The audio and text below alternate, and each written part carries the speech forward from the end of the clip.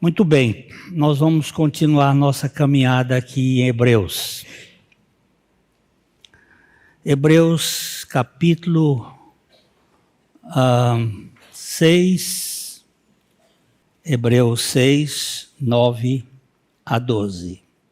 Quanto a vós outros,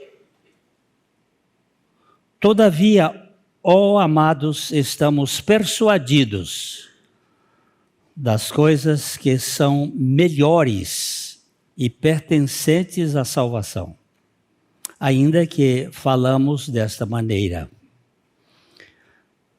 Porque Deus não é injusto para ficar esquecido do vosso trabalho e do amor que evidenciastes para com o seu nome, pois servistes e ainda servis aos santos.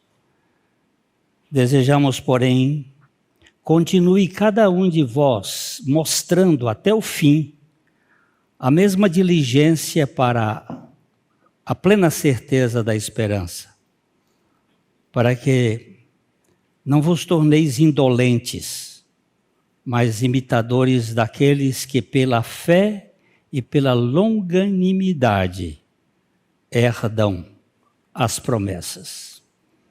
Nós estamos diante da tua palavra e dependemos do teu Espírito. O Senhor fala conosco, o Senhor tira a trave dos nossos olhos espirituais, desobstrui os nossos ouvidos para ouvir a tua palavra. Fala conosco através do teu Espírito Santo. Nós colocamos não só este auditório, mas os irmãos da internet e todos os que vierem a ouvir esta palavra, para que sejam edificados, salvos e ganhem a alegria do Senhor. No nome dele que nós oramos. Amém. Depois do escritor aos Hebreus fazer uma intervenção na fala do processo cristão, em Hebreus capítulo 5, versos de 11 a 14, ele chama atenção ali. A esse respeito, temos muitas coisas que dizer, difíceis de explicar, porquanto vos tendes tornado tardios em ouvir. Pois, com efeito, quando devias ser mestres, atendendo ao tempo decorrido, tendes necessidade, novamente, de que alguém vos ensine de novo quais são os princípios elementares dos oráculos de Deus. Assim vos tornastes como necessitado de leite e não de alimento sólido. Ele está chamando a atenção dessa característica da pessoa se tornar tardia em ouvir e necessitado de papinha de bebê, de comidinha leve. Ele está chamando a atenção. Depois de chamar a atenção daqueles que estão sujeitos à apostasia por causa da aparente conversão, causando com isso um certo desconforto nos leitores, que foi isso que nós vimos no domingo passado, que é Hebreus 6, 4 a 8. É impossível, pois, que aqueles que uma vez foram iluminados e provaram o dom celestial e se tornaram participantes do Espírito Santo e provaram a boa palavra de Deus e os poderes do mundo vindouro e caíram.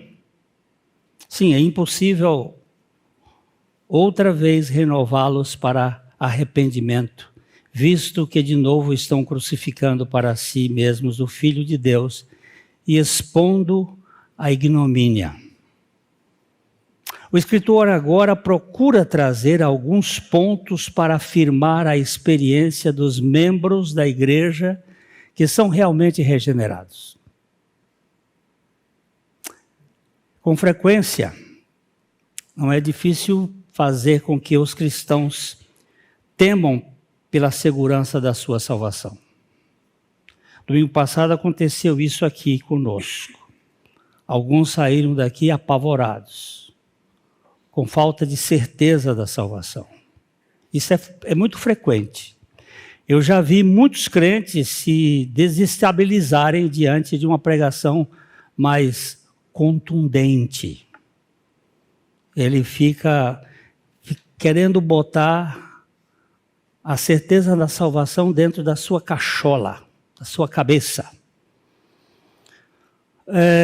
Se um pregador diz, como faz o Novo Testamento, que os ímpios não herdarão o reino dos céus, ele pode ter certeza de que muitos dos seus ouvintes poderão passar noites sem dormir. Pode ter certeza.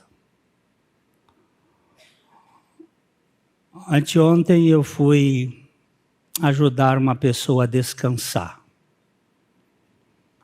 Ele estava no fiozinho, no último estágio de resistência, mas agarrado a alguma culpa, algum medo, alguma vergonha da vida.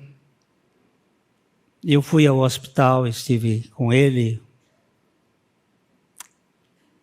e eu pude ser usado pelo Espírito Santo para fazer com que ele soltasse e pudesse descansar. E ontem pela manhã ele partiu. Porque muitas pessoas ficam agarradas, porque não têm certeza, têm dúvidas. Se um pregador diz, como faz o Novo Testamento, que na igreja existem falsos crentes, como Jesus e o escritor aos Hebreus insistem que existe, então ele pode ter certeza de causar uma grande perturbação nos bancos. E como é que eu tenho certeza? Você não dormiu aquela noite, né? Estou olhando para ela. Se perturba, porque a pessoa, em vez de olhar para o que Deus fez, olha para si. E esse olhar para si é depressivo. Quando eu olho para o Jefão, eu me decepciono. Porque ele, como eu, está sujeito a falhas.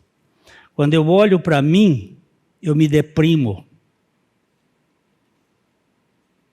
Porque eu vejo, e nós vamos olhar um pouquinho, mas quando eu olho para Jesus Cristo, eu entro no descanso.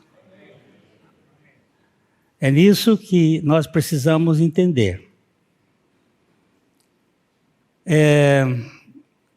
Domingo passado, constatamos que alguns irmãos tiveram essa reação ficando desconfortáveis com a possível incerteza da salvação. E há razão para isto. Embora os verdadeiros crentes possam ter certeza da sua salvação, eles estão, no entanto, em perigo constante neste mundo. Vivemos num mundo caído que é perigoso para a fé em Cristo. O escritor aos Hebreus descreve um canal onde a correnteza avança com força para o mar, e se não estivermos firmes, ancorados, podemos ser arrastados. Vamos dar uma olhadinha em Hebreus capítulo 2, versículo 1. Hebreus 2:1 diz assim, acharam? Calma. Hebreus 2:1, por esta razão, importa que nos apeguemos com mais firmeza às verdades ouvidas, para que delas jamais nos desviemos. Por que ele está dizendo apeguemos com mais firmeza? Uma espécie de âncora. Porque existem coisas que às vezes perturbam aqui neste mundo. É um mundo caído e é perigoso. Uma segunda razão é os crentes também têm de enfrentar a oposição dos poderes espirituais que são fortes e astutos. O apóstolo Pedro, escrevendo na sua primeira epístola, 1 Pedro 5:8, ele vai falar da estratégia do diabo. Sede sóbrios e sede vigilantes.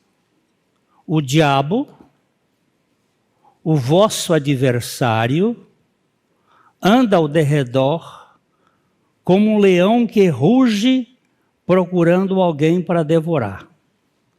Resisti-lhe firmes na fé, certos de que sofrimentos iguais aos vossos estarão se cumprindo na vossa irmandade espalhada pelo mundo.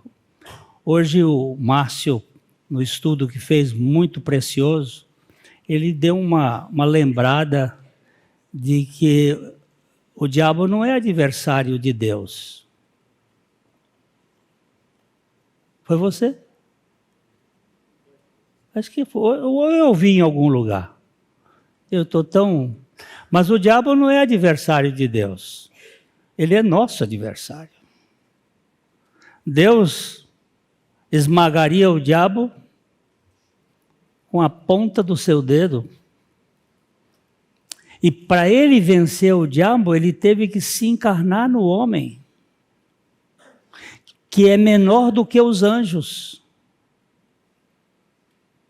Ele não enfrentou o diabo na posição onipotente da sua divindade. Ele enfrentou o diabo na humanidade de Jesus. Porque seria uma covardia o Todo-Poderoso pegar uma criatura, um anjo ou um arcanjo, e esmagá-lo.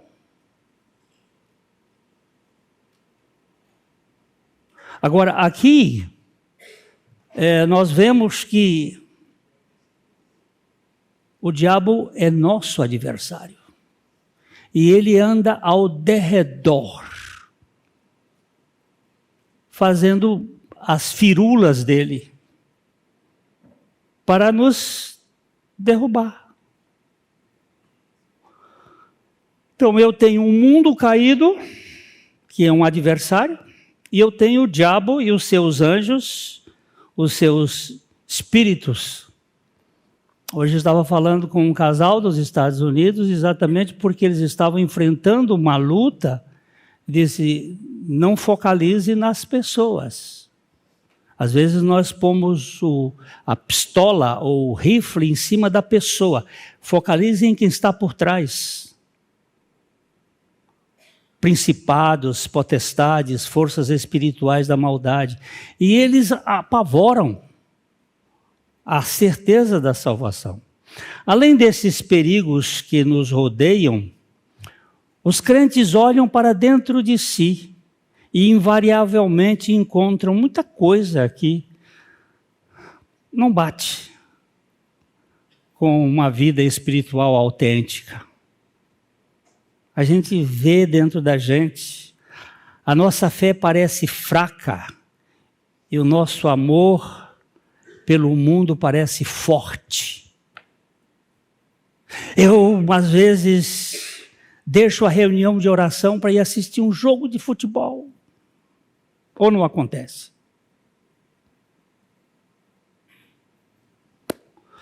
E depois eu me... Será que eu sou mesmo uma nova criatura? Aí eu luto com isso. Então eu tenho a guerra com o mundo e as suas atrações. Eu tenho a guerra com os poderes dos cosmocrátares. E eu tenho a guerra comigo, com o meu estilo de vida.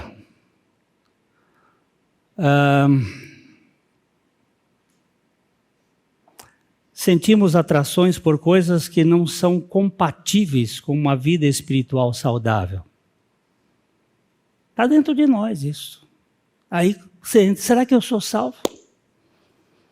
Será que eu sou uma nova criatura?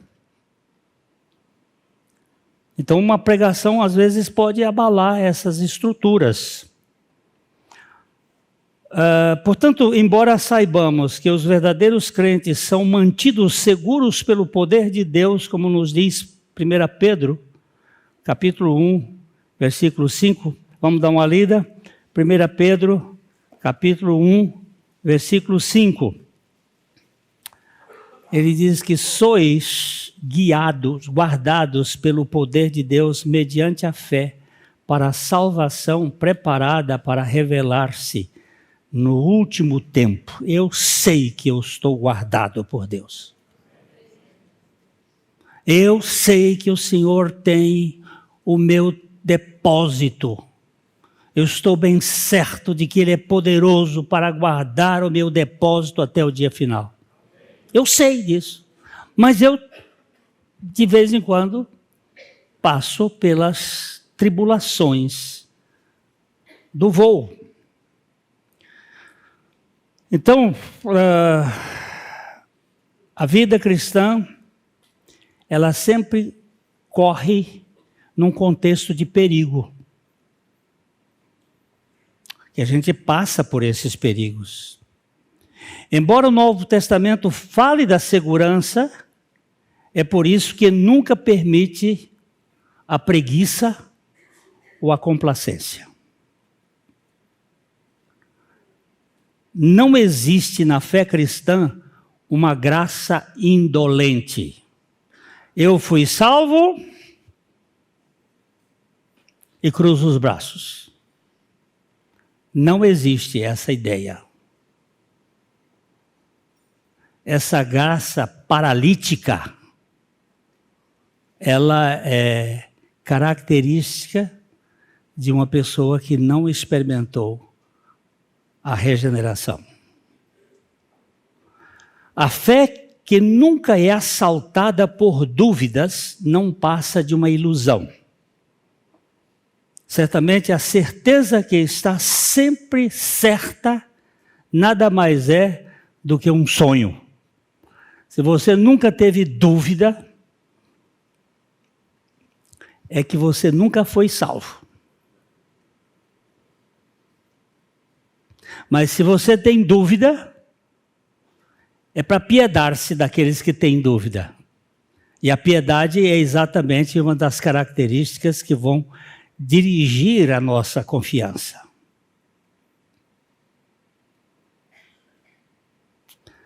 A certeza da salvação é algo que podemos ter e devemos buscar, mas ela só vem através do exercício ativo da fé em Cristo por meio da graça operante. Eu já encontrei muitas pessoas que chegam para mim, pastor, eu não tenho certeza da salvação. Pastor, eu queria ter alguma coisa aí. A primeira pergunta que eu faço é, para onde você está olhando? Você está olhando para o que foi feito ou está orando por aquilo que você vai ou não fazer? Você está olhando para o seu comportamento ou você está olhando para o Senhor Jesus? Um dos textos que mais me dá segurança, de Isaías 45, 22, ele diz, olhai para mim e sereis salvos, vós todos os termos da terra, porque eu sou Deus e não há outro. Olhai para mim. Para onde você está olhando, criatura? Você está olhando para o Jefão, você vai ficar decepcionado. Você está olhando para si mesmo, você vai ficar deprimido. Você está olhando para o Senhor, você vai ter descanso. São 3 Ds, é o DDD. Decepção, depressão e descanso. Para onde você está olhando? Para onde você vai olhar? Então, quanto mais a alma estiver moldada a Cristo, mais confiante estará do seu interesse nele. Quanto mais você fica com ele, mais certeza da salvação você tem. E isso exige perseverança, comunhão, oração, leitura bíblica, meditação, comunhão na igreja. Isso tudo faz parte dos meios da graça para nosso crescimento espiritual. O J.C. Riley, ele disse: louvo a Deus porque nossa salvação de forma alguma depende de nossas próprias obras. Mas eu nunca permitiria que nenhum crente esquecesse, nem por um átimo, um instante, que nosso senso de salvação depende muito da maneira como vivemos. Como é que nós estamos vivendo? Na comunhão com o Senhor? Na intimidade com o Senhor? Essa questão de confiança na salvação está na mente do escritor aos Hebreus, aqui nesse texto. Ele emitiu advertências muito severas nos versículos de domingo passado. Foram iluminados, provaram, foram participantes e caíram. Isso assusta. E aqui ele vem, e eu queria começar aqui, agora que a gente vai começar a falar. Hebreus capítulo 6, verso 9.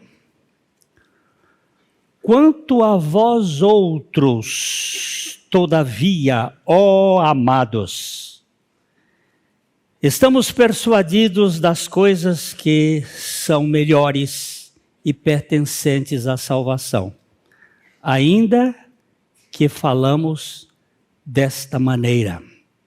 Talvez eu peguei aqui mais 2 traduções parece que fica mais compatível. A tradução NVI diz assim: amados, mesmo falando dessa forma o quê? Falando o que eu falei, que foram iluminados, que provaram, mesmo falando desta forma, estamos convictos das coisas melhores em relação a vocês, coisas próprias da salvação. Olha que coisa maravilhosa. A NVT diz assim: amados, embora estejamos falando desta maneira, na realidade, não cremos que isso se aplica a vocês. Temos certeza de que estão destinados às coisas melhores que pertencem à salvação. Então, como dizem os meus teólogos jovens aqui, aquela perícope anterior, aqueles 4 versículos anteriores, ele está dando uma pancada no falso, no fake, naquele que está, mas não é. Agora ele está levantando a certeza da salvação, e ele então mostra, em primeiro plano, a mudança repentina dos pronomes. Ao focalizar os apóstatas, o escritor refere-se a eles na terceira pessoa.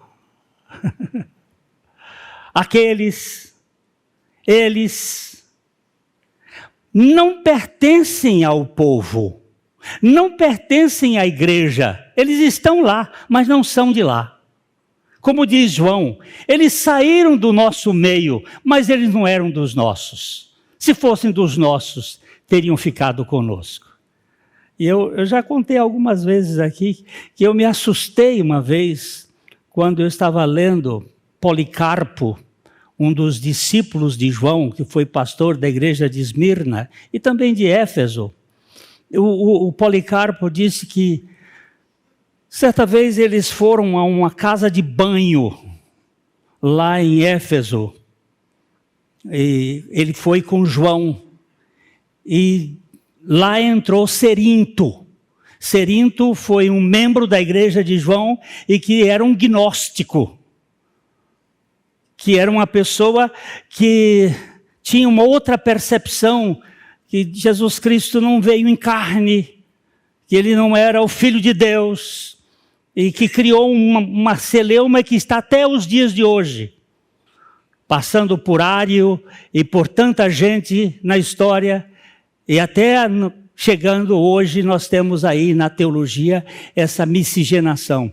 Então, quando o João estava lá tomando o seu banho com Policarpo, entrou Cerinto e ele disse assim: vamos, meu filho, embora, porque o filho do diabo acabou de entrar.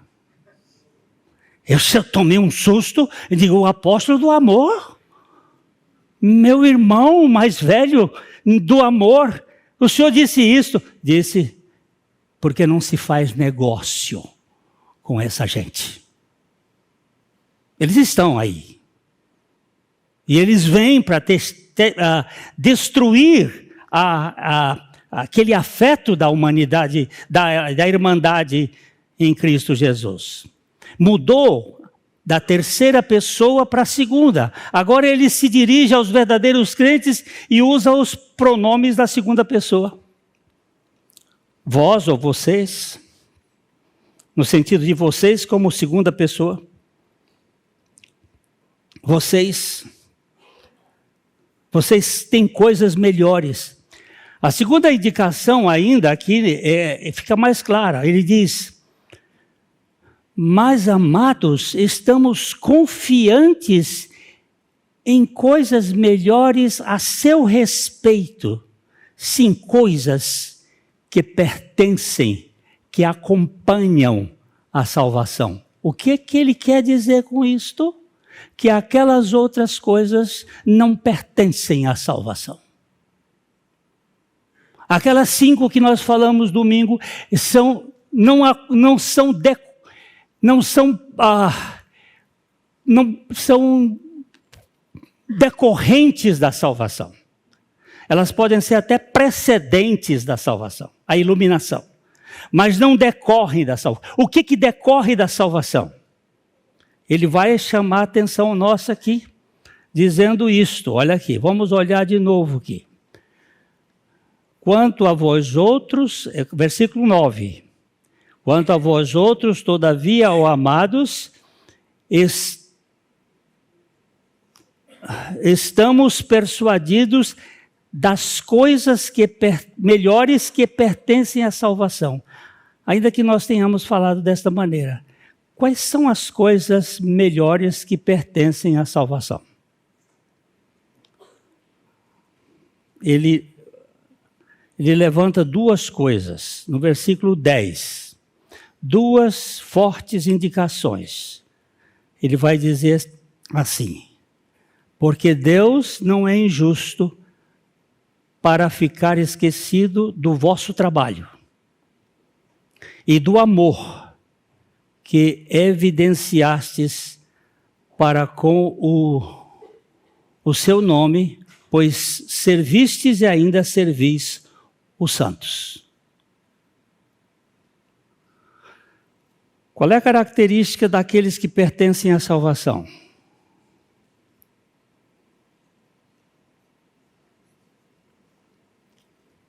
Serviço em nome do Senhor e amor em favor dos santos. O que vocês foram fazer lá no Rio Grande do Sul? O que a igreja fez aqui, recolhendo aquelas coisas? O que nós fizemos orando por aqueles? Existe uma coisa que é mais do que uma solidariedade humanista. Tem muita gente que faz coisas bonitas com a solidariedade, mas nós não fazemos só isto. Existe um amor por causa do Senhor, em que nós somos capazes de morrer. Como foi, Márcio, que você disse hoje, o cristão tem que estar... 3 coisas ele tem que estar preparado: para orar, para pregar e para morrer. Para morrer por sua fé, em favor daqueles que você ama e quer servi-lo.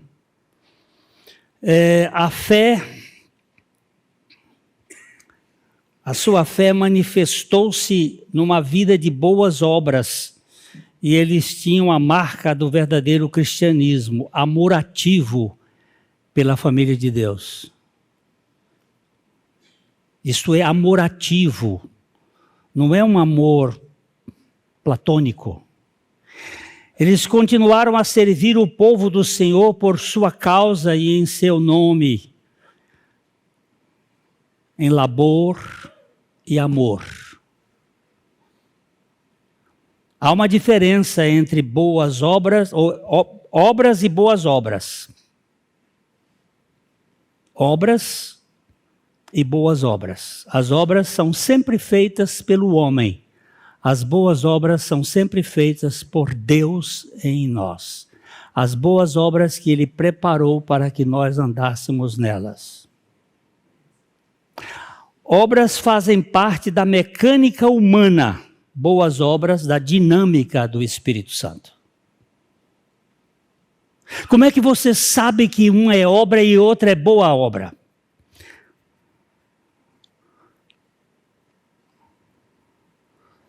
Quando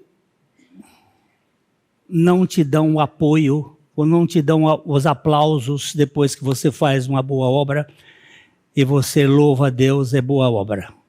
Quando você fica magoado, pode saber que é só obra, é obra da carne. Você ficou ressentido, é obra da carne. Eu vou dar, antes de pegar outras coisas mais, eu vou falar aqui um pouquinho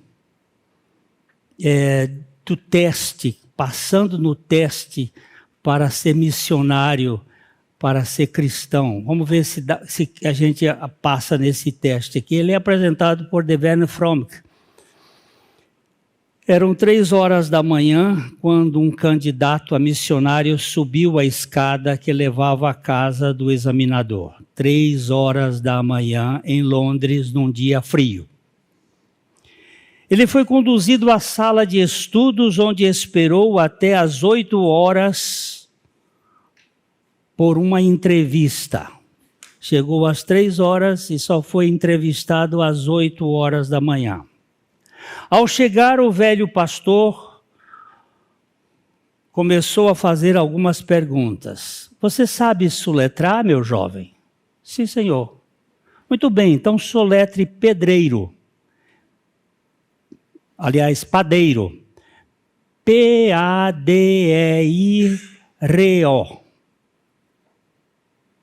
Padeiro. Ótimo. Você sabe fazer contas? Sim. Às vezes, mais ou menos. Qual é o dobro de 2? 4. Esplêndido, exclamou o velho pastor. Creio que você passou. Estarei na reunião com a junta missionária amanhã cedo e vou dar o meu parecer. Durante a reunião da junta, ele explicou a seguinte maneira da entrevista. Ele possui todas as qualidades para ser um missionário de Jesus Cristo. Primeiro, testei a sua autoabnegação. Disse-lhe para que chegasse à minha casa às 3h da madrugada. Ele deixou o conforto da sua cama quentinha e saiu no frio sem uma palavra de reclamação. 2. Testei sua prontidão e presteza.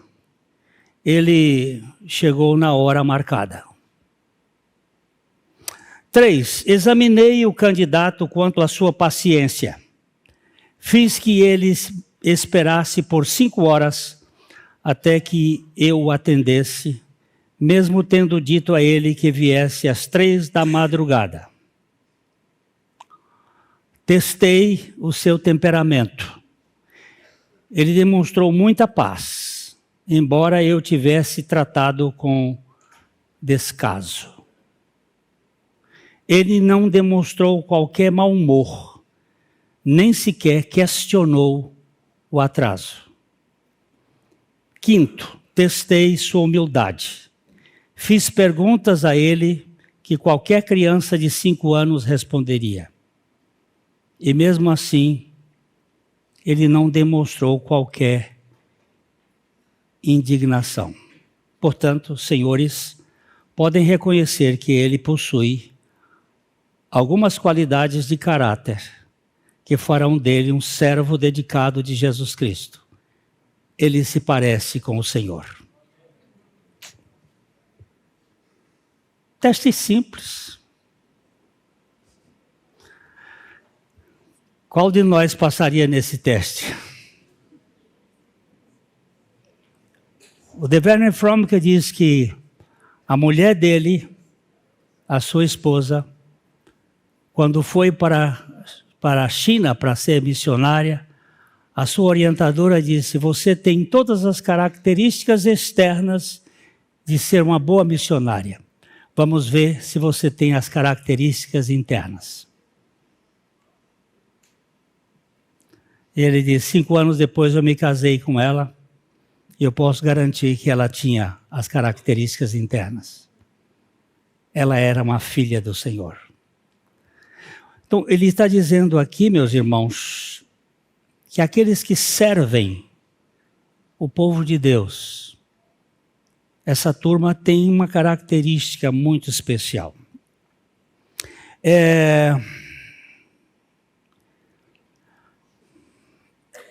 Ele fala aqui no versículo 11, vamos dar uma olhada no versículo. Desejamos, porém, que continue cada um de vós mostrando até o fim a mesma diligência para a plena certeza da esperança. Que ele colocou uma coisinha boa, que é a perseverança dos santos, a mesma diligência. Que eles continuem andando. Esses eram os que pareciam estar em perigo de regresso ao judaísmo. Ele disse: olha, se vocês não voltarem, é porque vocês são. Se vocês continuarem a perseverar, é porque vocês são. Vocês não podem ficar olhando para trás como uma mulher de Ló. Vocês vão para frente. Eu peguei uma história que me chamou muita atenção. Era uma vez um sujeito tão preguiçoso, mas tão preguiçoso, que pediu que os moradores do vilarejo o enterrassem vivo, pois ninguém mais queria lhe dar comida e ele não ia mesmo trabalhar nem por força da lei. Enquanto seguia o funeral, passou um homem em uma montaria e, ao dar uma espiada no morto, quase caiu do cavalo ao vê-lo mexer. Parem! Parem o enterro! Esse homem ainda está vivo! Gritou ele. Pararam o cortejo e contaram ao cavaleiro o motivo daquela esquisitice toda. Comovido com a situação do preguiçoso, propôs-lhe ajudar. Saia desse caixão, homem de Deus, e eu lhe dou um saco de feijão. O feijão é cru ou cozido?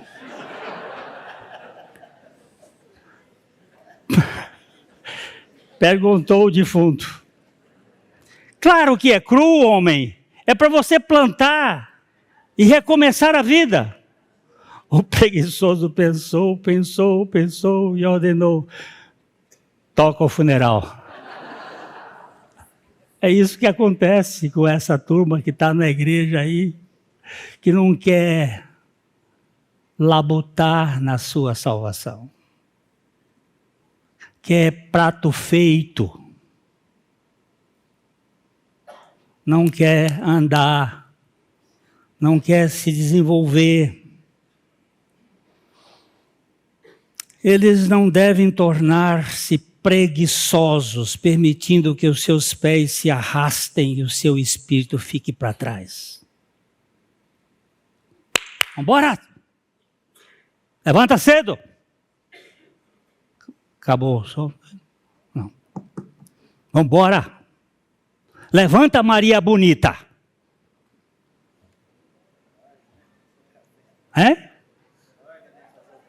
Tem que fazer... O sol já vai raiando e a polícia já vem de pé. Vamos embora, povo! Anima-te! Eu fico às vezes pensando, o que está acontecendo conosco agora, nesse tempo de Filadélfia, perdão, de Laodiceia? Estamos nédios, gordos, dando coice. Você tem certeza da salvação quando você anda com o Senhor. A vida cristã começou na eternidade passada, no céu, quando o Cordeiro foi identificado. Pedro diz assim, quer ver? Mas pelo precioso sangue, como de cordeiro sem defeito e sem mácula, o sangue de Cristo, conhecido com efeito antes da fundação do mundo, porém manifestado no fim dos tempos por amor de vós. O cordeiro foi imolado antes da fundação do mundo. Porque Deus tinha uma turma que Ele deu para o Filho. Umas pessoas, e eu sou parte dessa turma, porque eu criei, e todo que crê tem a vida eterna. Então a vida cristã começou na eternidade passada, no céu, quando o Cordeiro foi identificado para a salvação. Atravessou o tempo na terra, quando o Cordeiro foi crucificado e ressuscitado. E vai para a eternidade futura em santificação até o novo céu e a nova terra, onde o Cordeiro está glorificado. Começou e vai acabar. Aquele que começou a boa obra vai completá-la até o dia de Cristo Jesus. A vida cristã não é evolução de Adão, é substituição de Adão por Cristo. A morte e a ressurreição com Cristo é a nossa garantia de que nós somos uma outra raça. Antes eu pertencia a Adão, agora eu pertenço a Cristo. E entre esses dois houve uma morte e uma ressurreição. A vida cristã é crescimento na maturidade da vida de Cristo, até que cheguemos à estatura da varonilidade de Cristo.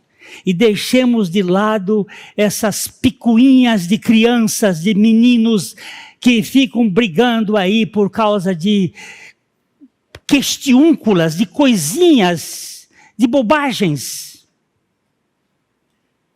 Oh, criança, sai dessa esfera miúda e medíocre. As coisas melhores que pertencem à salvação.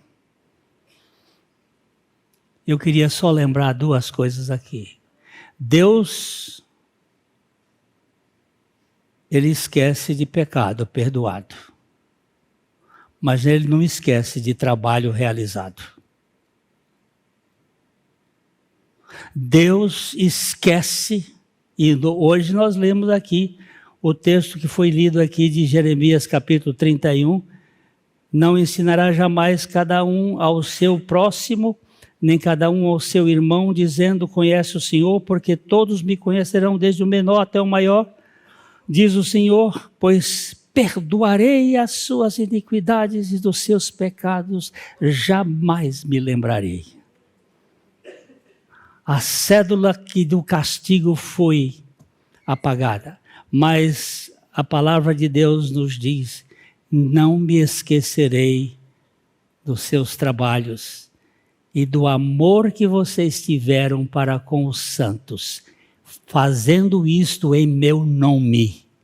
Você não está fazendo para você, você está fazendo para a glória do Senhor.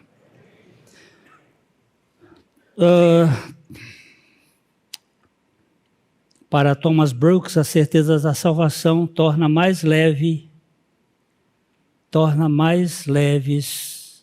as grandes aflições, mais breves as longas e mais suaves as amargas. A certeza da salvação torna mais leves as grandes aflições. Se eu tenho certeza da salvação, a aflição está até pesada, mas ela fica mais leve. Porque eu sei que isso, o sofrimento do mundo presente não podem se comparar com as glórias que hão de ser reveladas. Então isso vai se tornar mais leve. Ela se torna mais breve as longas e mais suaves as amargas.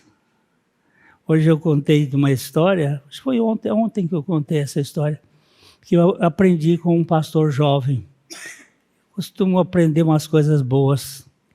Ele disse que quando o povo de Israel saiu do Egito, aquele povo estava com 430 anos de dieta carnal,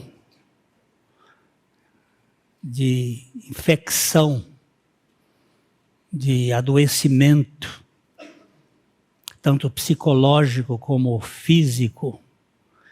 Passou o Mar Vermelho, a primeira parada que eles têm é Mara, água amarga, água que não descia, estava amarga.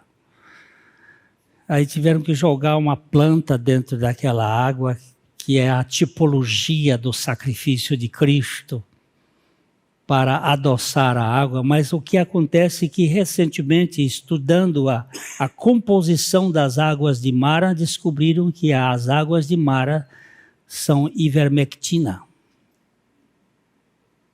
É um purgativo.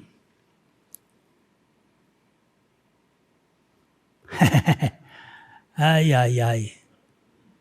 Para tirar os bichos e os piolhos.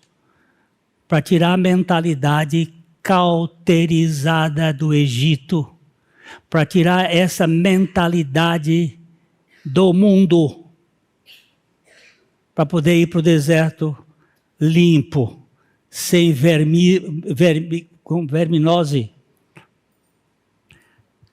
A verminose pior que você tem é a indolência. Amanhã cedo o despertador vai tocar e você vai dizer, segunda-feira.